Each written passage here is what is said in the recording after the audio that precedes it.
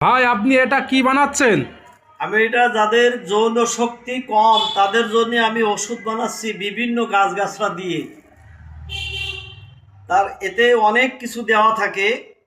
এতে দেওয়া থাকে অশ্বগন্ধা, তালমূল, শতমূল, বীর্যমূল, অনন্তমূল, তেঁতুল, শিমুল, হত্তিকি, বয়রা, আমলকি, ডালচিনি, এলাচ, লবঙ্গ, গোলমরিচ।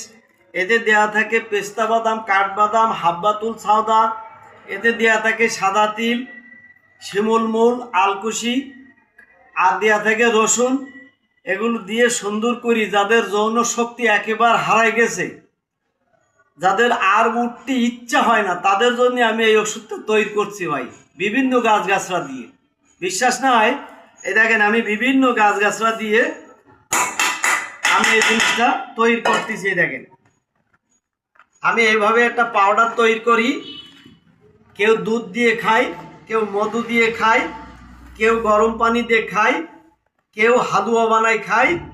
এইভাবে যদি কোনো ব্যক্তি একটা মাস যদি খাইতে পারে, আল্লাহ রহমতে তার কোনো যৌন শক্তির ঘাটতি আর হবে না ইনশাল্লাহ। এটা গাছের ক্ষমতা। বিশ্বাস নয়, আমি দেখাই দিলাম, বলেও দিলাম। আপনারা এভাবে বাসায় বানায় খাবেন।